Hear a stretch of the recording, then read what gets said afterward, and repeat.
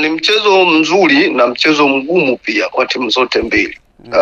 Hautokuwa mchezo rahisi kwa sababu ya timu zote ambazo zinakutana leo ni timu ambazo zina ubora mkubwa sana, zina qualities kubwa sana.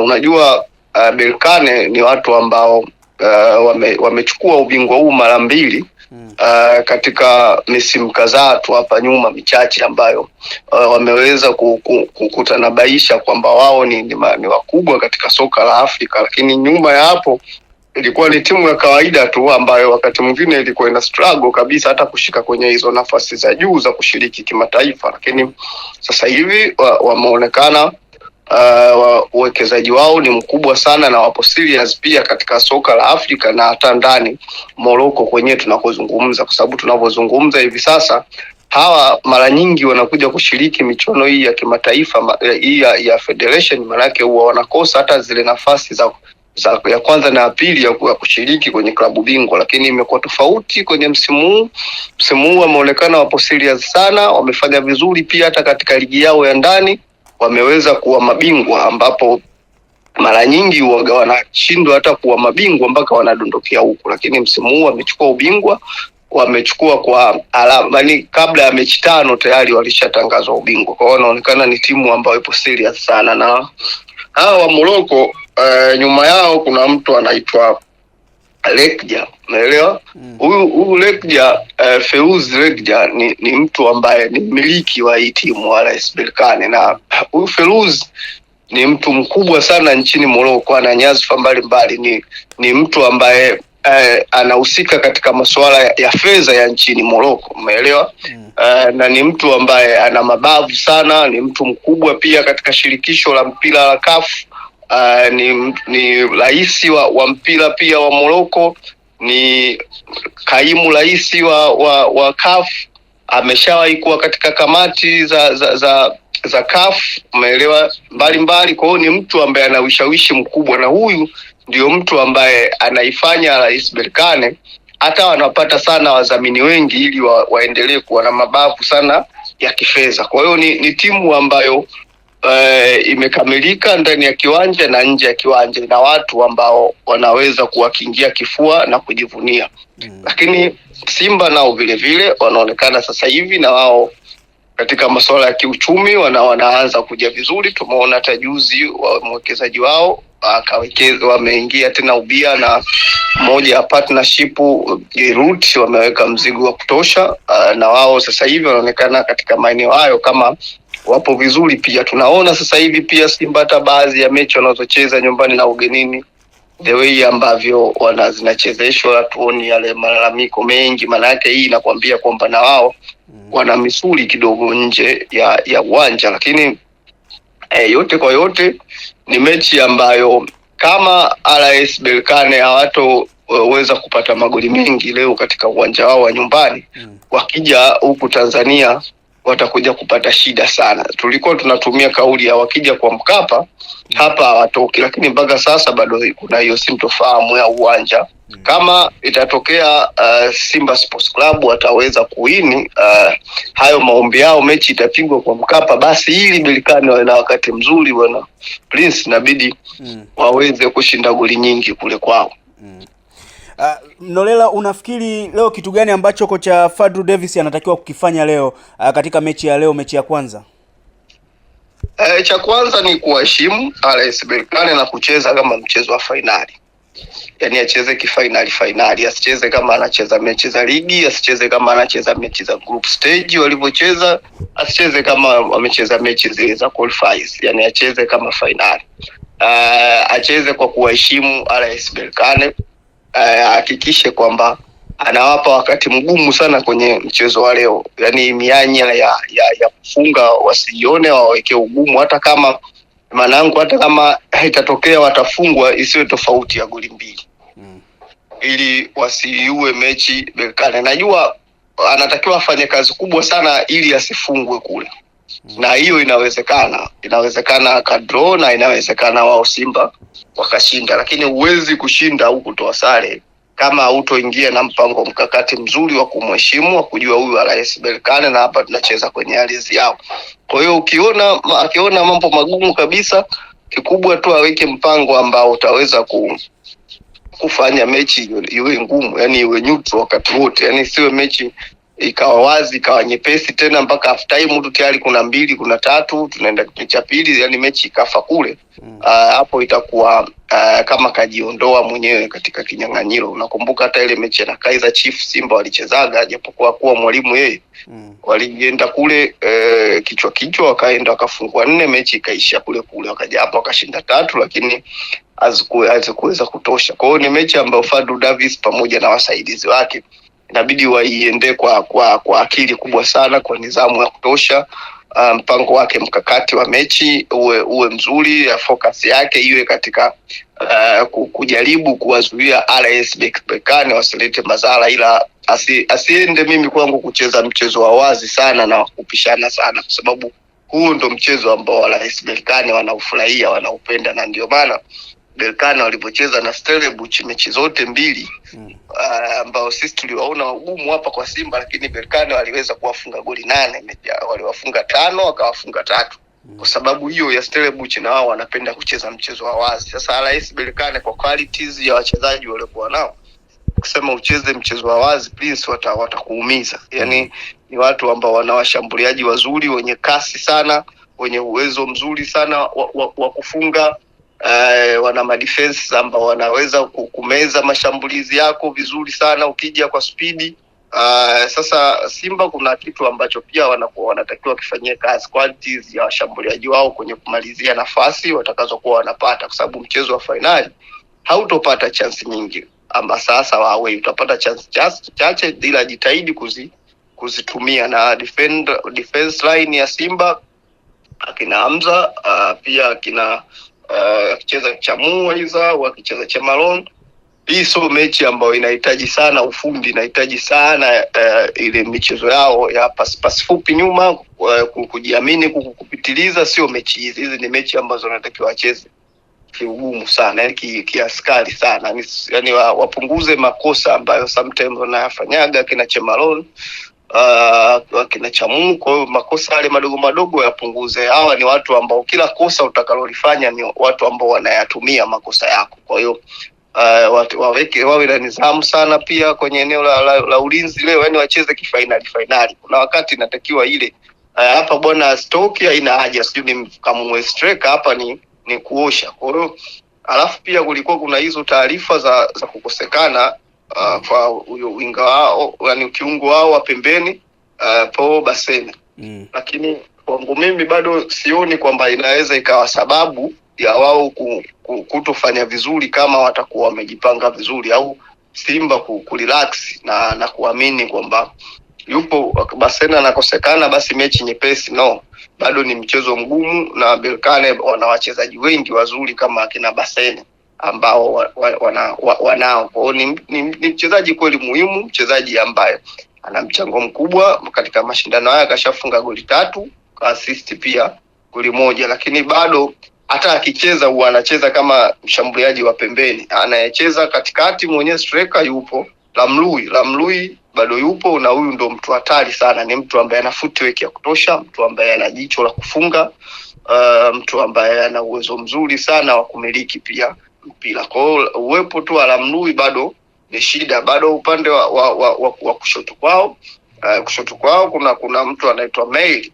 naye ni winga mzuri sana, ni mtu ambaye naye msumbufu sana, na katika eneo pia la viungo washambuliaji hapa tena unampata Labil ni mtu mmoja hivi, ana jezi namba 17 na ana uchebe hivi, ana udevu bwana Prince. Ni mtu mbaya sana Labil. Muonekano wake ule wa madevu kumwangalia tofauti na kile anachokifanya kiwanjani. Na pia kuna mtu mmoja anaitwa Kaidi, naye ni kiungo pia mshambuliaji. Hao wote watu hatari sana. Na kiungo wao wa ulinzi Mamadou Kamara, Msenegali, huyu kijana ndo kwanza na miaka 23. Huyu bado ana safari ndefu sana ya kucheza mpira. Huyu ni mtu ambaye ana stiki pale chini peke yake, anacheza kama anavyocheza Yusuf Kagoma. Kwa hiyo kwenye mfumo wa Berkane wa 4-1-4-1, huyu Kamara anabaki peke yake pale kuwalinda walinzi. Nyuma ya walinzi 4 yeye anakaa juu yao, alafu viungo washambuliaji 4 anakaa na Lamlui mbele pale kama mshambuliaji pekee yake. Kwa hiyo Basene ndo anakaa katika wanne wa mwisho. Yeye sema anatokea kulia, kushoto anakuwa Meili, katikati ndo anakuwa Kaili, anakaa na Uchebe Labil. Kwa hiyo kusekana kwa Basene nafikiri bado uwepo akina Labil, akina Kaili, akina Meili pamoja na Lamlui bado inaweza ikawa shida kwa Simba kama wasipokuwa makini na wasifikirie kabisa kwamba eti kuwepo kwa Basene ndio inakuwa kwao daraja. Ni mchezo ambao Simba wanatakiwa wawe nao makini muda wote Prince, ili waweze kupata matokeo. Ni mchezo ambao wanaweza Simba kufanya lolote, na mimi na imani Simba msimu huu wakiweza tu kuweka focus yao vizuri kwa seriousness wanaweza kupata ubingwa huu wa msimu. Ila sana sana tu ni mchezo huu wa leo Prince, Simba wasiuue. Yani wasiende wasicheze mechi ya Morocco wakafungwa goli 5 goli 4, hapo watakuwa wameiua finali. Nafikiri hata finali ya huku itawanyong'onyesha sana washabiki wao. Yani hata kama itatokea watashindwa kupata draw au kushinda hao, basi wafungwe. Kama watafungwa basi zisizidi 2, yani iwe 1-0, 2-1, at least 2-0, hapo zisivuke hapo. Yani sio kwamba wafungwe hizo, nasema yani kama ndio imeshindikana kabisa, ni mechi isife kule kule. Game za mwisho Simba kukutana na RS Berkane, game ya kwanza kule Morocco Simba alikula goli 2, game ya pili kwa Mkapa Simba akapata goli 1, game ikawa imeisha hivyo. Tunaweza tukasema Simba ni underdog kwa Berkane? Ni underdog kwa matokeo hayo na hata kwa fomu ya sasa hivi kwenye michuano hii. Hiyo ipo wazi kabisa. Yani Berkane wao wanafanya vizuri sana kwenye michuano hii. Hata ukiangalia mechi zao 2 za mwisho kwenye uwiano, nakwambia kabisa Simba alifungwa goli nyingi. Unajua RS Berkane wametoka kucheza finali 2 mfululizo hapa Prince. Wamecheza finali na Pyramid wakachukua, walicheza finali ya kwanza na Orlando pia wakachukua, wakati ule Fadlu Davis yeye alikuwa ni kocha msaidizi. Afu wametoka kucheza tena finali msimu ulioisha ambao hiyo walipoteza na Zamalek kama unakumbuka. Lakini pia wametoka kucheza finali hapo ninapokuambia. Kwa hiyo ni timu ambayo kwanza ndani ya misimu hii 2 iliyopita wamecheza finali 2 mfululizo. Moja wamechukua, moja wamepigwa.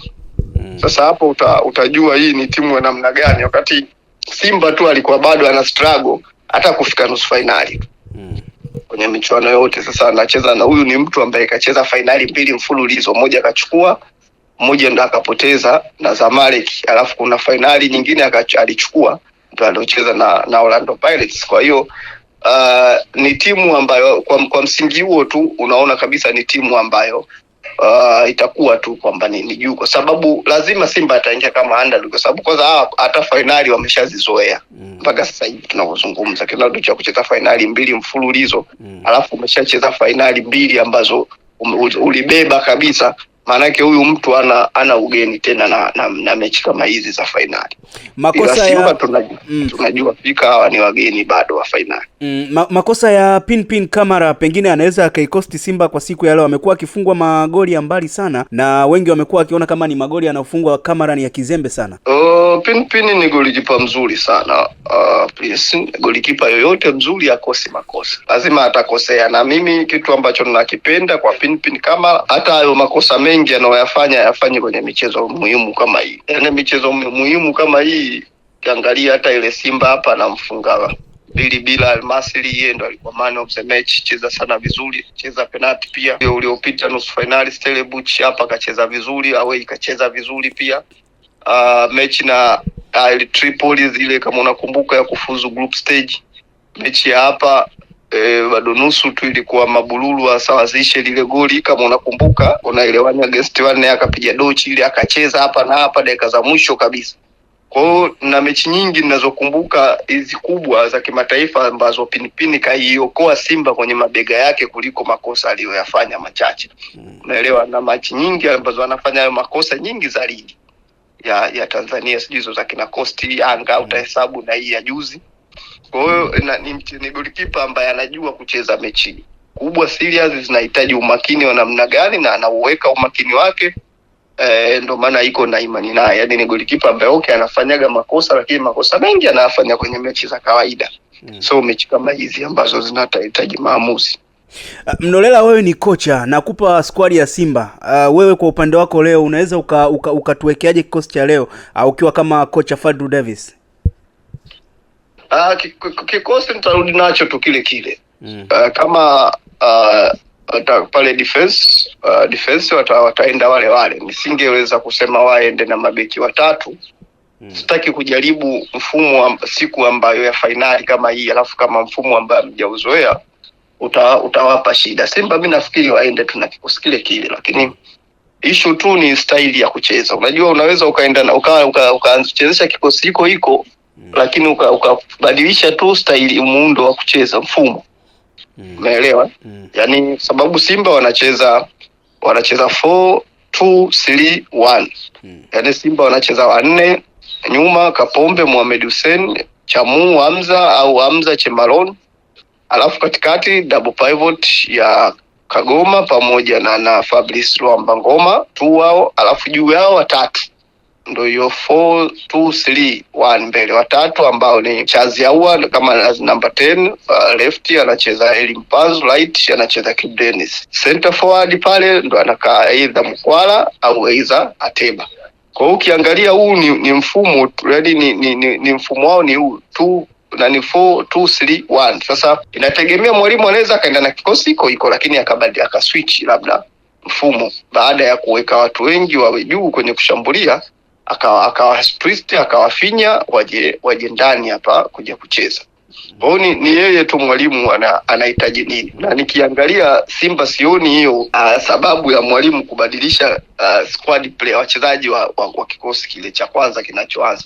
Sababu hata ukiangalia huko kwenye benchi nani sasa aingie akaenda nje. Maana yake kwa haraka ukisema wa kuingia hapo kwenye kikosi utakayemuona labda ni mtu kama Joshua Budo Mutale ambaye mechi hizi kadhaa ameonyesha kiwango kizuri, aidha na mtu kama Debola Fernandez Mavambo. Lakini sehemu ya Mavambo ndo mechi kama hizi kubwa, Debola nafikiri ndo finali yake ya kwanza anacheza. Kuna Fabrice Ngoma pale ambaye kashacheza hizo finali na kashawini.